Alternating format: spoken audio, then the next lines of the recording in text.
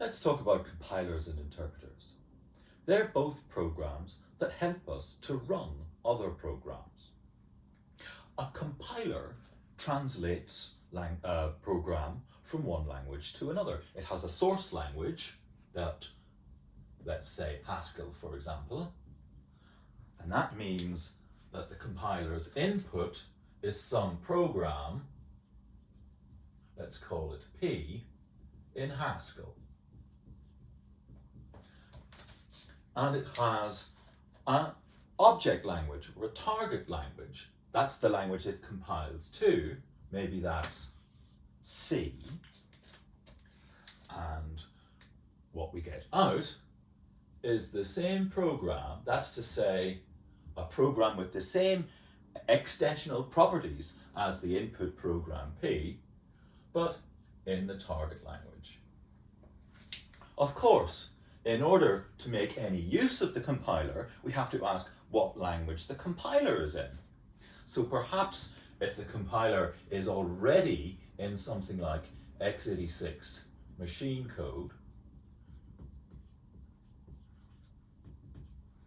then I might actually be able to run the compiler on my Mac and translate Haskell programs like the syrup interpreter into C code. So I could have a syrup interpreter in C, and then all I have to do is worry about how to run C programs.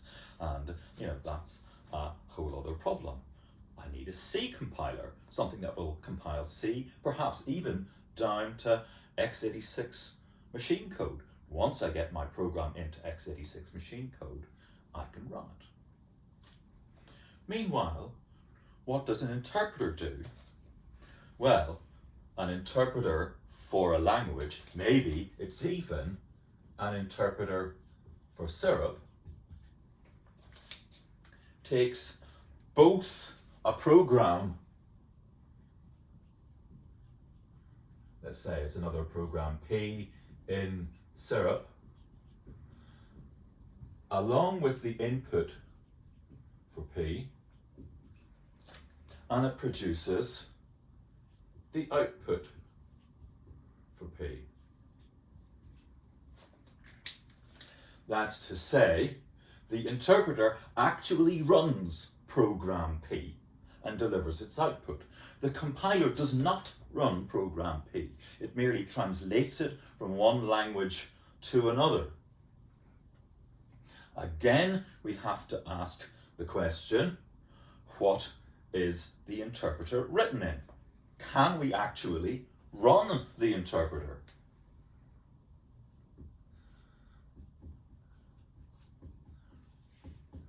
Perhaps the interpreter for syrup is in Haskell. So if I have a way to run Haskell programs, then I also have a way to run syrup programs. So you can use interpreters to extend a platform for one language to make a platform for another. So 2 ways I could run this interpreter. If I had an interpreter for Haskell that ran on my x86 machine, then I could run my interpreter for syrup. Or if I can compile Haskell to something else that I know how to run, then I can run my interpreter for syrup and actually get the behavior of the program.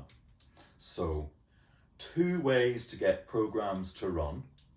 Either run them directly by extending the platform from some language you can already run to the language you need with an interpreter, or move the goalposts, translate the program from one language to another and hope you can run the object language from the compiler.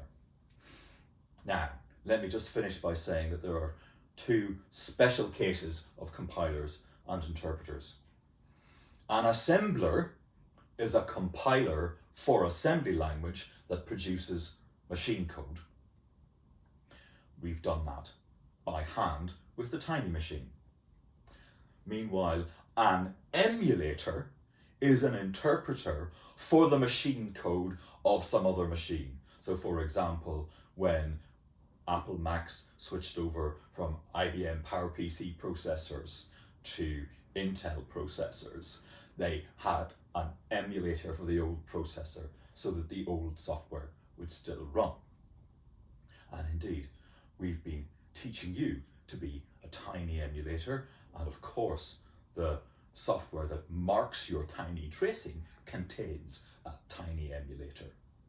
So we've got compilers, special case for assembly language assemblers, and we've got interpreters, special case for machine code emulators.